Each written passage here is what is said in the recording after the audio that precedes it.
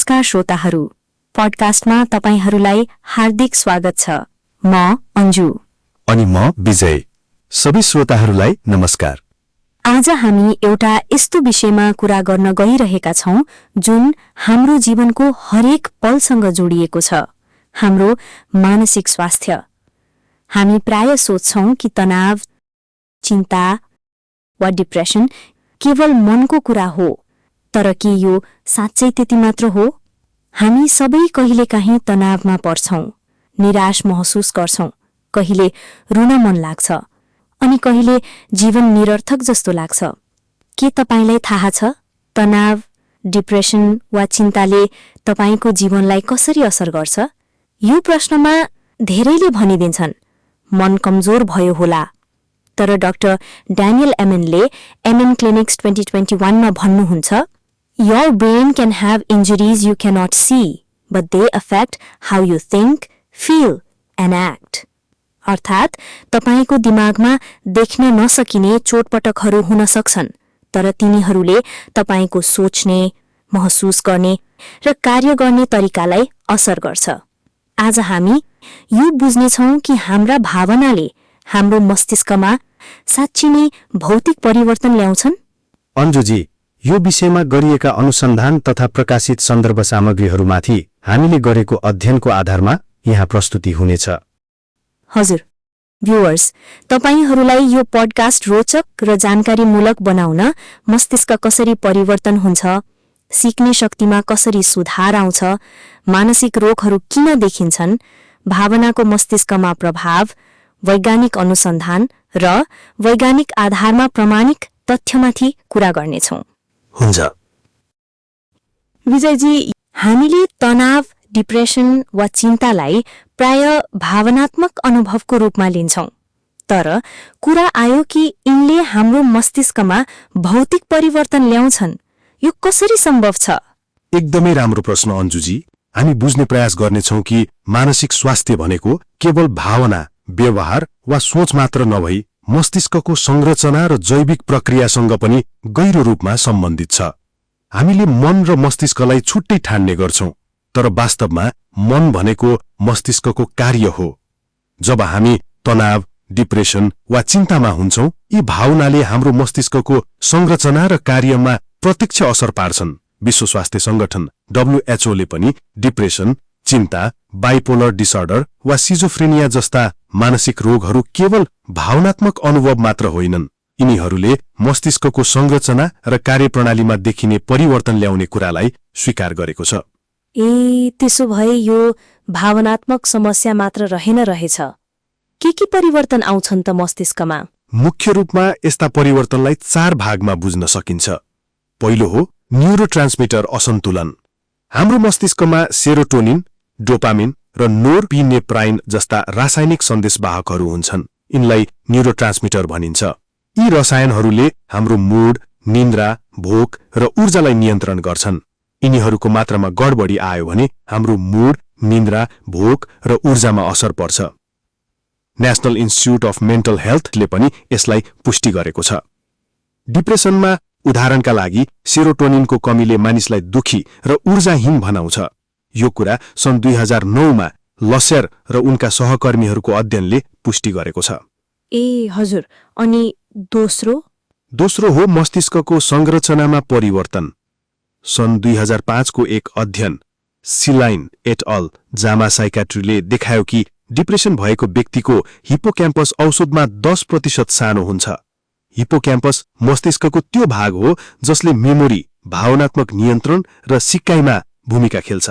जब यो सानो हुन्छ, व्यक्तिलाई कुरा सम्झन र भावनालाई नियन्त्रण गर्न गाह्रो हुन्छ। यस्तै सन् 2017 को एक मेटा एनालाइसिस मोलिकुलर साइकाट्रीले देखायो कि डिप्रेसन वा सिजोफ्रेनिया भएका व्यक्तिको प्रिफ्रन्टल कोर्टेक्स पातलो हुन्छ, जसले सोच्ने, निर्णय गर्ने र सामाजिक व्यवहारलाई असर गर्छ। त्यसैले लामो तनाव वा डिप्रेसनले तपाईको मस्तिष्कको संरचना नै सुकाउँछ। ओहो, मस्तिष्क नै सुक्ने रहेछ। तेस्रो हो न्यूरल सर्किटमा गडबडी। मस्तिष्कका विभिन्न भागहरू न्यूरल सर्किट मार्फत जोडिएका हुन्छन्। डिप्रेसन वा चिन्तामा यी सर्किटहरूमा समस्या आउँछ, जसले सूचना प्रशोधन र प्रतिक्रियामा असर गर्छ। यो कुरा जर्नल अफ न्यूरोसाइन्समा प्रकाशित अध्ययनले प्रमाणित गरेको छ। हजुर, अनि चौथो हो मस्तिष्कमा सोजन अर्थात् इन्फ्लामेसन। पछिल्ला अनुसन्धानले मस्तिष्कमा दीर्घकालीन सोजनले पनि मानसिक स्वास्थ्यमा असर गर्ने देखाएको छ। यो सोजनले स्नायु कोषहरूलाई हानि गर्छ, जसलाई बायोलोजिकल साइकेट्रिक जर्नलमा प्रकाशित अध्ययनहरूले पुष्टि गरेका छन्। यो त निकै चाखलाग्दो कुरा भयो। त्यसैले नकारात्मक भावना केवल क्षणिक अनुभूति होइन, यी त मस्तिष्कका शारीरिक भागहरूलाई कमजोर बनाउने कारक हुन्। किन हुन्छ यस्तो असर? मस्तिष्कमा हुने यी भौतिक परिवर्तनहरू विभिन्न कारणले हुन्छन्, जसमध्ये केही मुख्य कारणहरू निम्न छन्। न्यूरोबायोलोजिकल कारकहरू, न्यूरोट्रान्समिटरको असन्तुलन, स्नायु कोषको क्षति वा असामान्य वृद्धि र जीनको प्रभाव। वातावरणीय कारकहरू, बाल्यकालको आघात, दीर्घकालीन तनाव र सामाजिक एक्लोपनाले मस्तिष्कको स्वास्थ्यमा नकारात्मक असर पार्छ। जीवनशैली, अपर्याप्त निन्द्रा, खराब पोषण, शारीरिक निष्क्रियता र लागू पदार्थको सेवनले मस्तिष्कको स्वास्थ्यमा नकारात्मक असर पार्छ। मस्तिष्कमा घाउ वा साना प्वाल पनि पर्दछन् भनिएको रहेछ, यसको बारेमा पनि बताइदिनुहोस्। तपाईले भनेको कुरा सही हो। मस्तिष्कमा घाउ, लेजन्स वा साना प्वाल अर्थात् अट्रोफी क्याभिटिज पर्न सक्छन्, जसलाई चिकित्सकीय भाषामा विभिन्न नामले चिनिन्छ। यस्ता असरहरू विभिन्न कारणले गर्दा हुन सक्छन्, जसमा चोट, पटक, रोग वा दीर्घकालीन अवस्थाहरू पर्दछन्। वास्तवमा यी प्वाल वा घाउहरू शरीरमा हुने भौतिक चोट जस्तो होइन, तर मस्तिष्कको कार्यमा गहिरो असर पार्ने संरचनात्मक समस्या हुन्। मस्तिष्कमा लेजन देखियो भने त्यसको अर्थ के हुन्छ? लेजन भन्नाले मस्तिष्कको कुनै भागमा भएको क्षति, सोजन वा असामान्य संरचना भन्ने बुझिन्छ। यो चोट, स्ट्रोक, ट्युमर वा दुर्घटनाबाट हुन सक्छ। यदि विशेष ठाउँमा लेजन भयो भने त्यसलाई स्पेसिफिक लेजन भनिन्छ। मस्तिष्कमा घाउ वा प्वाल पर्नुको अर्थ मस्तिष्कका कोषहरू क्षतिग्रस्त हुनु वा नष्ट हुनु हो। यसले मस्तिष्कको सामान्य संरचना र निर्णय, चालचलन वा भाषा क्षमतालाई असर गर्छ। अनि एट्रोफी भन्ने शब्द पनि एकदमै डरलाग्दो लाग्छ।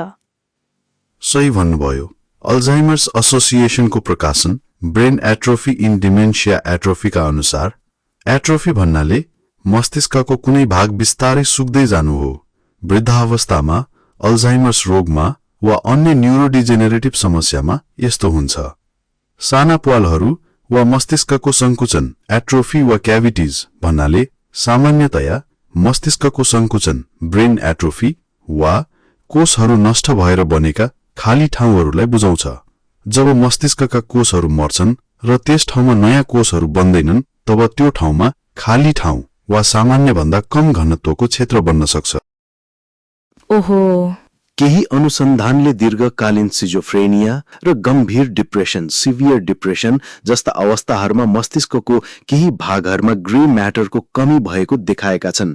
यो कमी प्वाल जस्तो नभए पनि मस्तिष्कको तन्तुको घनत्वमा कमी आउनु हो, जसले गर्दा मस्तिष्कको आयतन घट्छ। यद्यपि यो अवस्था खुला प्वाल भन्दा फरक हुन्छ र सामान्यतया माइक्रोस्कोपिक स्तरमा हुन्छ, तर एमआरआई वा सिटी स्क्यानमा देखिन सक्ने भोल्युम लसको रूपमा प्रकट हुन सक्छ। यो सबै बुझ्दा लाग्छ मस्तिष्कको हेरचाह त शरीरभन्दा पनि बढी आवश्यक छ। एकदमै सही। मस्तिष्क एक जटिल र संवेदनशील अंग हो, जसमा हुने कुनै पनि क्षतिले हाम्रो समग्र कार्य प्रणालीमा गम्भीर असर पार्न सक्छ। त्यसैले मस्तिष्कको स्वास्थ्यलाई प्राथमिकता दिनु र कुनै पनि न्यूरोलोजिकल लक्षण देखिएमा तुरन्तै चिकित्सकसँग परामर्श लिनु महत्त्वपूर्ण हुन्छ। यो सुन्दा त डर लाग्छ। त्यसैले हामी जति सकारात्मक सोच्छौं, राम्रो ख्याल गर्छौं, ध्यान, शारीरिक व्यायाम गर्छौं, त्यो सबैले मस्तिष्कको परिवर्तनशीलतालाई सशक्त बनाउँछ। मस्तिष्कमा यति धेरै परिवर्तन, के यी परिवर्तनहरू स्थायी हुन्छन् अथवा भनौं के यिनको उपचार छ? के मानसिक समस्याबाट कहिले निको हुन सकिँदैन? चिन्ता नगर्नुहोस् सञ्जुजी, विज्ञान भन्छ यिनको उपचार छ र त्यो उपचार तपाईको भित्रै छ। यहाँबाट हाम्रो कुराकानीको सबैभन्दा रोमाञ्चक भाग सुरु हुन्छ, न्यूरोप्लास्टिसिटी। न्यूरोप्लास्टिसिटी यो के हो र यसले हामीलाई कसरी मद्दत गर्छ? न्यूरोप्लास्टिसिटी भनेको हाम्रो मस्तिष्कको आफूलाई परिवर्तन गर्ने, अनुभव, शिक्षा वा कुनै क्षतिपछि पनि अनुकूलन गर्ने र पुनर्जनन गर्ने अद्भुत क्षमता हो। यो मस्तिष्कको सुपर पावर जस्तै हो। जस्तो कि नयाँ कुरा सिक्दा वा केही नयाँ अनुभव हुँदा मस्तिष्क आफै पुनः गठन हुन्छ। उदाहरणका लागि तपाईले नयाँ भाषा सिक्नुभयो भने मस्तिष्कको केही भाग सक्रिय भएर नयाँ जालो न्यूरल पाथवेज बनाउन थाल्छ। त्यसै सन्दर्भमा डाक्टर ड्यानियल एमनको पनि चर्चा आउँछ। उहाँको रिसर्चबारे बताइदिनुहोस्। डाक्टर ड्यानियल एमन एक प्रसिद्ध न्यूरोसाइकोलोजिस्ट हुनुहुन्छ। उहाँले आफ्नो क्लिनिकमा 2,25,000 भन्दा बढी मस्तिष्कको स्पेक्ट स्क्यानको प्रयोग गरेर मस्तिष्कको एक्टिभिटी भिजुअलाइजेसन गर्नुभयो। यसमा देखिन्छ कुन भाग बढी सक्रिय छ र कुन निष्क्रिय। उहाँले विश्वास गर्नुहुन्छ कि मानसिक स्वास्थ्य समस्याहरू जस्तै डिप्रेसन, चिन्ता, एडीएचडी आदि केवल लक्षणहरूको सूचीमा आधारित नभई मस्तिष्कको जैविक कार्य प्रणालीसँग सम्बन्धित छन्। त्यसैका आधारमा उहाँले एडीएचडी, डिप्रेसन, सिजोफ्रेनिया जस्ता समस्याको निदानमा सुधार ल्याउनुभयो। त्यसैले मलाई जान्न मन लाग्यो, स्पेक्ट स्क्यान भनेको के हो त? स्पेक्ट स्क्यान भनेको मस्तिष्कको 3D एक्सरे जस्तो हो, जसले देखाउँछ कता तातो छ कता चिसो, अर्थात् कता बढी सक्रिय छ कता निष्क्रिय। एडीएचडी भन्ने कुरा पनि धेरै सुनिन्छ। त्यसको सामान्य बुझाइ के हो? एडीएचडी अर्थात् attention deficit hyper activity disorder भन्नाले ध्यान दिन नसक्ने, अत्याधिक चञ्चल हुने र एकै कुरामा स्थिर नबस्ने लक्षणहरू देखिन्छन्। बच्चाहरूमा सामान्यतया देखिन्छ तर वयस्कमा पनि हुन्छ। Centers for disease control and प्रिभेन्सनका अनुसार यो मस्तिष्कको एक्जिक्युटिभ फंक्सनिङमा असर गर्ने अवस्था हो। सरल शब्दमा भन्नुपर्दा मानिस लामो समयसम्म ध्यान दिन सक्दैन, धेरै चञ्चल हुन्छ, कुरामा टिक्दैन, एकछिनमा दिक्क हुन्छ। जस्तै स्कुलमा बसेको बच्चा 2 मिनट पढ्छ अनि कुर्सी घिसार्छ, कलम फ्याल्छ, ध्यान अर्कैतिर लाग्छ, त्यो एडीएचडी को लक्षण हो। म न्यूरोप्लास्टिसिटीको बारेमा बताउँदै थिए। सन् 1998 मा नेचर न्यूरोसाइन्स जस्तै प्रतिष्ठित जर्नलहरूमा डाक्टर फ्रेड गेज र डाक्टर पीटर एरिक्सनले प्रमाणित गरे कि प्रौढ मस्तिष्कमा पनि नयाँ न्यूरोनहरू जन्मन सक्छन्, विशेष गरी हिप्पोक्याम्पसमा, जुन स्मरण शक्ति र भावनात्मक व्यवहारसँग सम्बन्धित छ। हिप्पोक्याम्पस मस्तिष्कको स्मृति राख्ने भागलाई भनिदो रहेछ। जब यो सुक्छ, अल्जाइमर्स वा डिप्रेसन जस्ता रोगमा, तब पुरानो कुरा सम्झन गाह्रो हुने रहेछ। हो, यो खोजले तहल्का मच्चाएको थियो।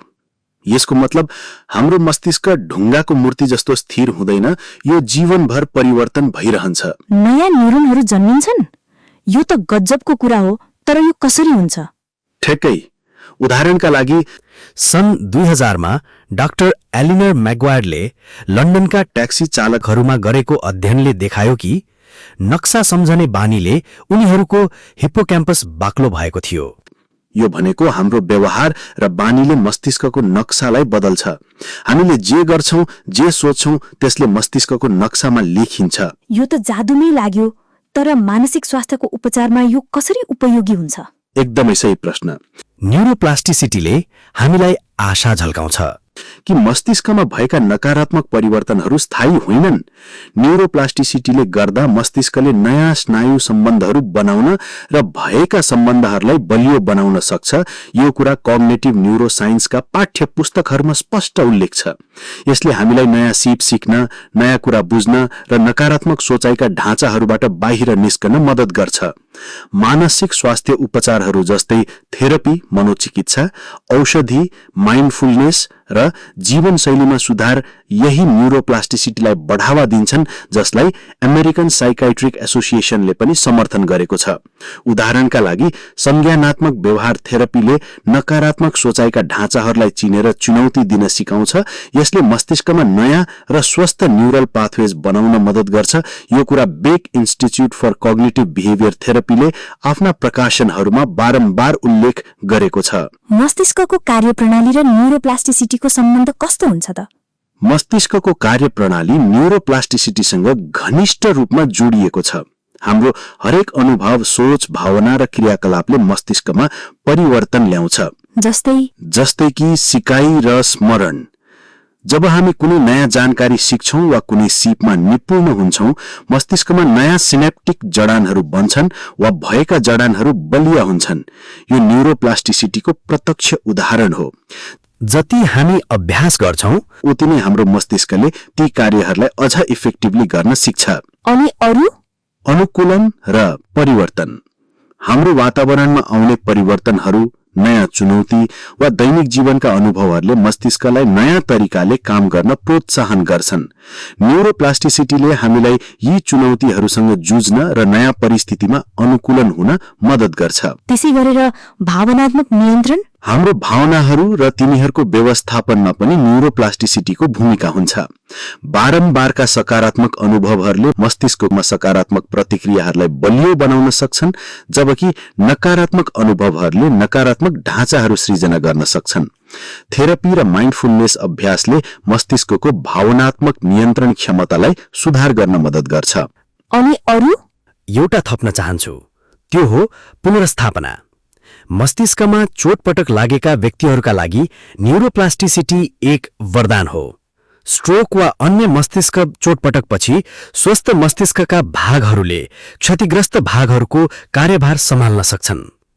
फिजियोथेरापी, अक्युपेशनल थेरापी र स्पीच थेरापीले मस्तिष्कलाई नयाँ मार्गहरू विकास गर्न र हराएको कार्यहरू पुनः प्राप्त गर्न मद्दत गर्छन्। हामीले सही उपचार र जीवनशैली अपनायौं भने मस्तिष्कले आफूलाई पुनः संरचना गर्न सक्छ।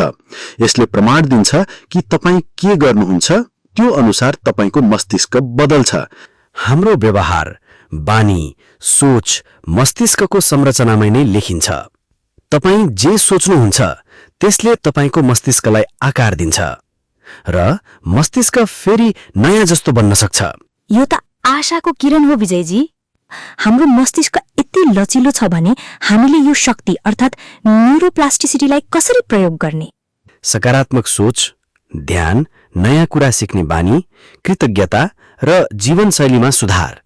जसरी हामी जिम गएर मांसपेशी बनाउँछौं, त्यसरी नै ध्यान र मानसिक अनुशासनले मस्तिष्कलाई आफ्नै ढाँचामा लचिलो र शक्तिशाली बनाउँछ। तपाईको भावना, तपाईको अनुभव, तपाईको सोच सबै कुरा तपाईको मस्तिष्कको नक्सामा लेखिँदैछ। र याद राख्नुहोस्, न्यूरोप्लास्टिसिटी भन्नु मस्तिष्कको पुनर्जन्म हो। न्यूरोप्लास्टिसिटी अथवा मस्तिष्कलाई पुनर्जीवित गर्ने तरिकाहरू पनि त होलान् नि? अवश्य छन्। संज्ञानात्मक व्यवहार थेरापीले नकारात्मक सोचाइका ढाँचाहरूलाई पहिचान गरेर परिवर्तन गर्न सिकाउँछ। यो थेरापीले मस्तिष्कमा नयाँ र स्वस्थ न्यूरल पाथवेज बनाउँछ। बेक इन्स्टिट्युटले यो कुरालाई बारम्बार पुष्टि गरेको छ। माइन्डफुलनेस र ध्यान, योग र माइन्डफुल ब्रिदिङले मस्तिष्कको प्रिफ्रन्टल कोर्टेक्सलाई सक्रिय बनाउँछ र एमिगडेलालाई शान्त गर्छ, जसले भय र तनाव नियन्त्रण गर्छ। सन् 2011 को अध्ययनले यो पुष्टि गरेको छ।